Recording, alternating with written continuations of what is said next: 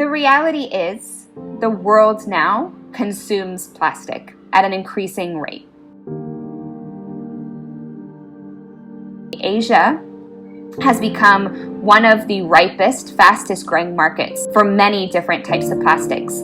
Specifically, when we look at the flexibles plastic market, Asia Pacific has consumption volumes that are much higher than other regions. These are also the materials we most commonly find in waterways, clogged drainage and sewer systems, as well as what we end up finding a lot washing up on our beaches and in our oceans.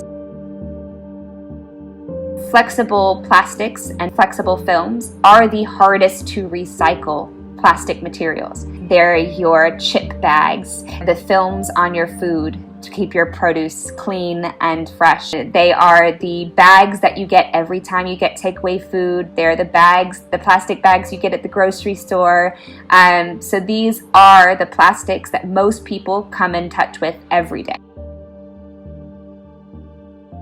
I think plastic consumption is something that Singaporeans, maybe because of how we grew up, I feel that there is a lot of lack of awareness in terms of the impact of plastic to us. Therefore, I think the plastic consumption in Singapore is a lot higher than I think we should be generating that amount of waste. And so something we definitely should pay attention to and recognize here in South and Southeast Asia is specifically that these hard to recycle plastics are in high circulation and often ending up in our environment.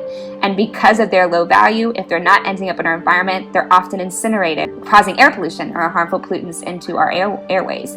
And there's a lot of health and community side effects from that as well.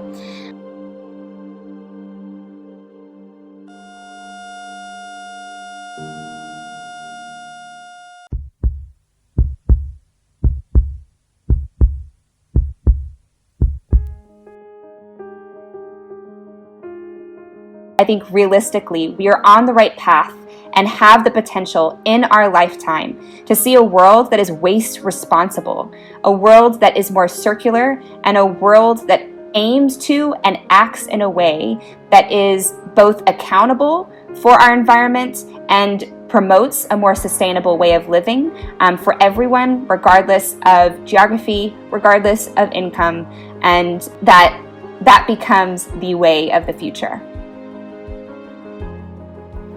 Groups of young people have implemented a program of exchanging trash for trees to reduce the amount of non-biodegradable waste and raise the awareness of environmental protection.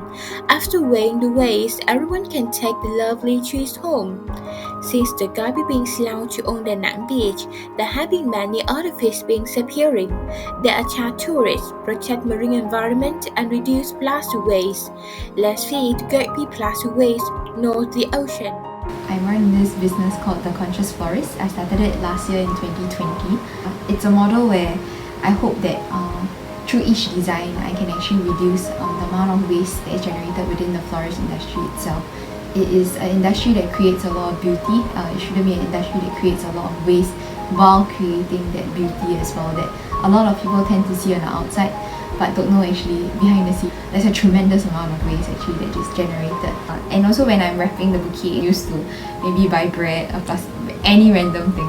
I put a cotton wool and then I use it to wrap my bouquets with it, and to hold the water. We do have some recycled glass jars initiative as well, because for me to do jar arrangements, I tend to need to use some jars as well. So I realized that we have a lot of pasta sauce bottles, peanut butter jam, all these glass bottles that a lot of people don't know what to do with it. Some of them are actually big enough to hold the weight of the floral arrangement. On a more personal consumption, the very, very basic ones that I feel like a lot of people are doing is, for example, bringing a recycling bag out. It's light and it saves the extra plastic bag that you need. And sometimes when you're at places, 10 cents more for plastic bag. Oh, sorry, I have my own recycling bag. Things like whenever I need to buy drinks, I'll bring my tumbler out. I have one organization called Diamond Heart. My Diamond Hearts we started the Diamond Hearts to help out the Orang Asli in Johor Bahru. We focus on Orang Asli kids education. We want them to learn more the skill, and then maybe one day they can communicate with us and just not like separate them like that. The environment, we do a lot of planting, and then we can plant our vegetable for ourselves. I think it's good for environment too. We can reduce the plastic too because we will not need to buy in the market or shopping center. We just pluck from ourselves. Now, do our best now. This is what I feel lah.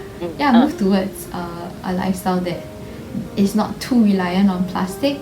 Yeah, but don't beat yourself up for using plastic just because we grew up with it. Like it's fine, but like think about how you can reduce. If everybody thinks about it and everybody does something small, yeah, we can make a change. I saw a quote once at a zero waste store. I can't remember by who, but it says, it quotes in quotation marks.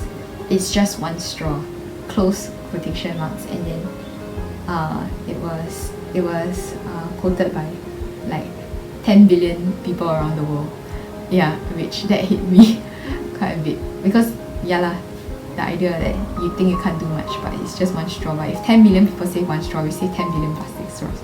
So yeah, just you can play a small part. You can do something about it. There are many ways that you can make a change.